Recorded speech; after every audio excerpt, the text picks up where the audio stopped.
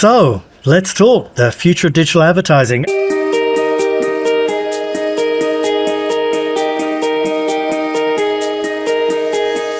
Who better to talk to than Lou Paskalis? And you've been a voice and a champion for decades, if I'm allowed to say it. We've known each other certainly for a few decades. Lovely to have the chance to talk about what's happening now, what's happening in Capitol Hill, what's happening in ad agencies and marketers. And then let's bring that down a little bit and focus on safety and suitability, and then get all the way through to responsible news. Sure. And I have to say at the outset, Phil, you've been a mentor, and a lot of what I've spoken about in the last 2 decades, I learned from you.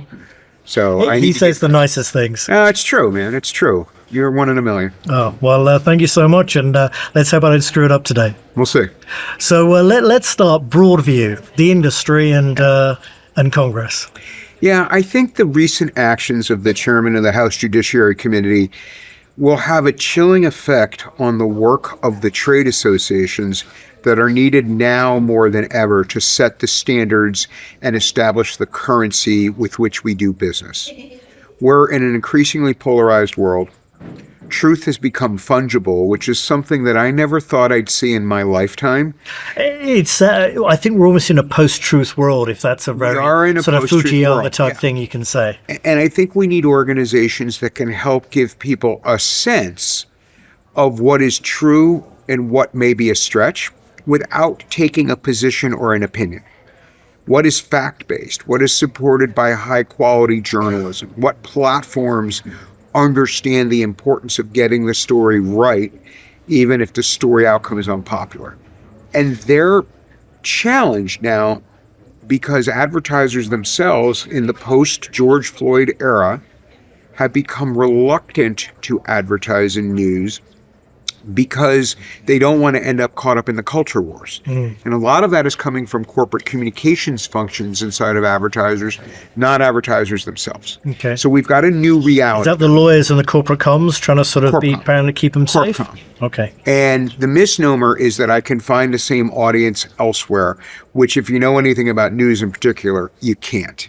Was that the Stagwell research talked about the 11%? Stagwell actually was the most recent. And was that Mark Penn work, wasn't it? Mark Penn has really driven that. And in Truth and Candor, I work with them directly on that work.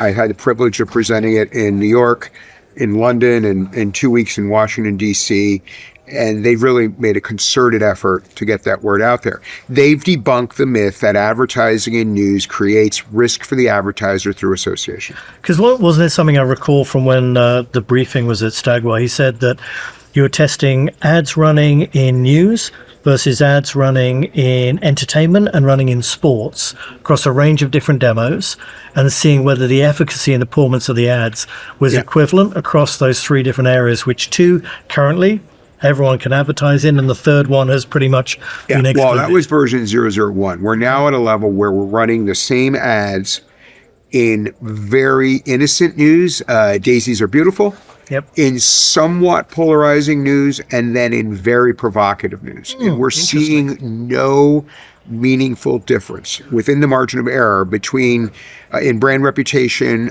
or intent to buy, intent to purchase, in any of those 3 striations. Can I ask, does that depend on whether the brand relates to the topic? For example, car crashes to an automotive advertiser? So we didn't test that. We took an iconic brand, Coca-Cola, and they participated, and we ran the exact same Thank you, Coke, for putting yourself out there. It really, truly It is a shout, because it's tough for an iconic brand to going, actually, I want to be here trying to prove whether the industry is missing something. So I think we should acknowledge the contribution of Coke to actually say, yep, Coca-Cola, we stand by it. And because, at Mark, we're continuing to evolve this research. The first panel was 50,000 people. That's a good panel. Right. And then we went to the UK and we did a 20,000 person panel, which was proportionate. Well, we English were smaller.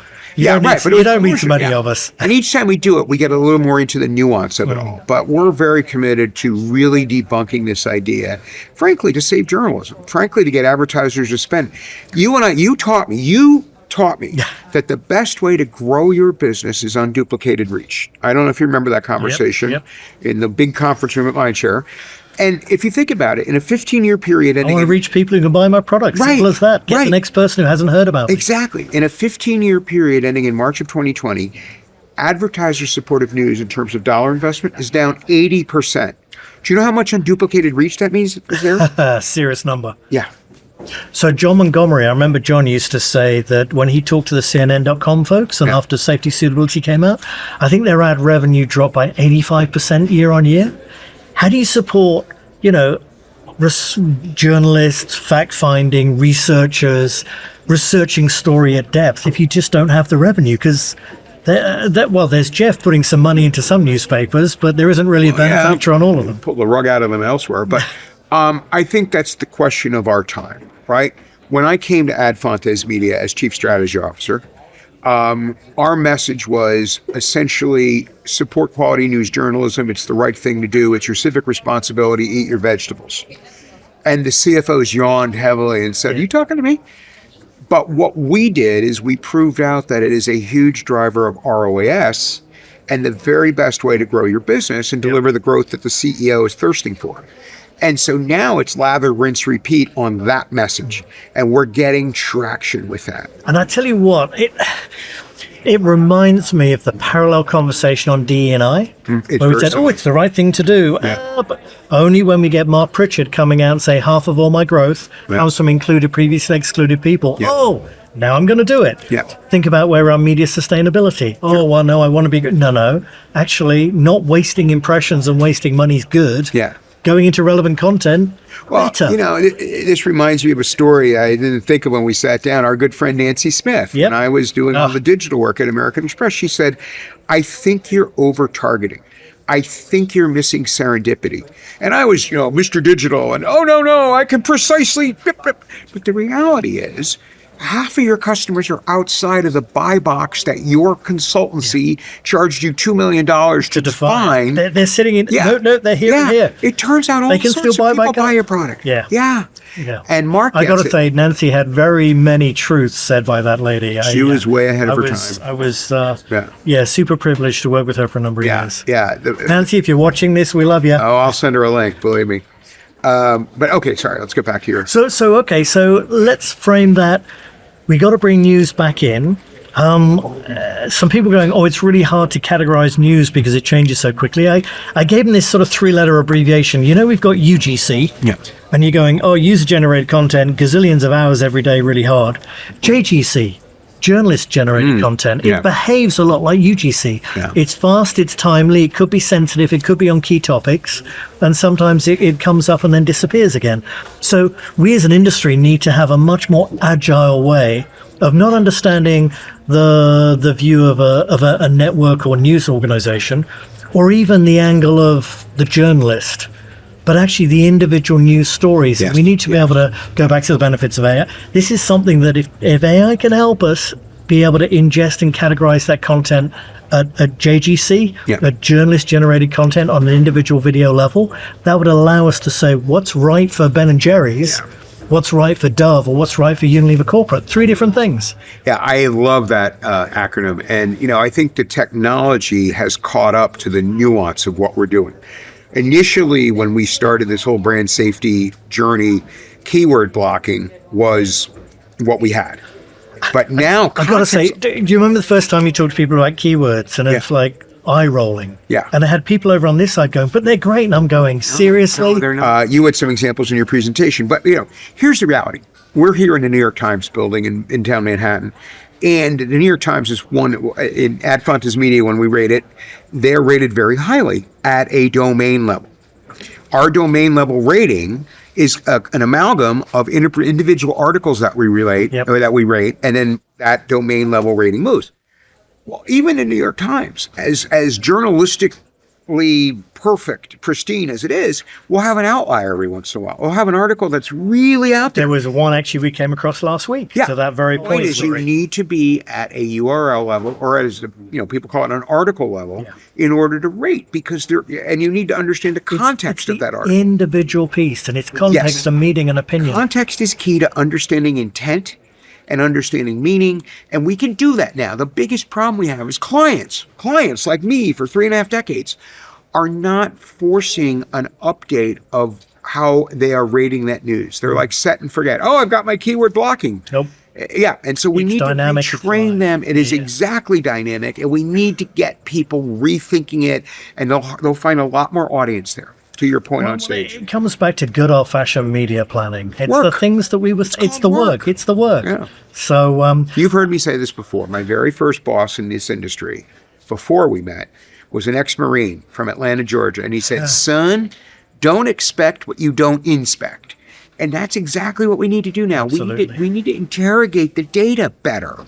We need to understand that this set of articles in a category we're blocking called news is actually a gold mine for the business we're trying to grow, and figure out how to open the aperture. and you can't inspect through one lens. Like one of the things that we've been working so hard at is like, fine, okay, I can recategorize my keywords. There's the obvious naughties, and then there are all the ones that actually are misrepresented. Yeah. I want to be able to match to IAB categories. Yeah. So if I can do IAB 3.0 matching, fabulous.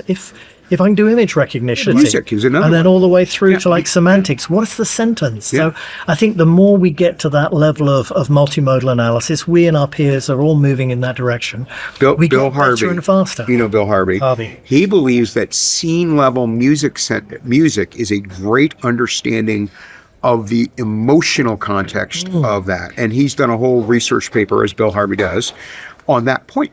One of the things I want us to get to is, instead of just going, oh, there's safety, suitability, we got the safety floor, is it above the floor? Great. And then is it relevant, or is it random, or is it risk? I want to go so far beyond that. I want to know believability, engagement scores, positivity. So I think the world we're trying to get to now is one that you have all these signals, and we're building decision engines, a bit like the old the graphic equalizers we had on my iPhone. Yeah, exactly. Bring And them we up, truly can play with the signal, because the purer the signal is, the better the outcomes. And back to the thing that you and I still remember, do you remember when content was king before we had I'm going to stalk you anyway with a cookie? No. So if we can get back to putting ads next to relevant content to the right people at the right time on the right platform in the right place. Gee, how about that? It comes back to that. You think it might work? Yeah. Yeah, maybe people will keep listening to us, but Lou, it is always a pleasure. I love the wisdom that you share with us every time. And I think that we've got to sort of be brave enough to stand up there and go, can we get back to basics and do the things right? Well, you're doing it right at Chamber Factory. Get back to doing the right thing for our clients, for our brands, and our communities and our planet. Fantastic. Lou, always a pleasure. Always a pleasure. Thank you so much. Phil. Appreciate it. Take care.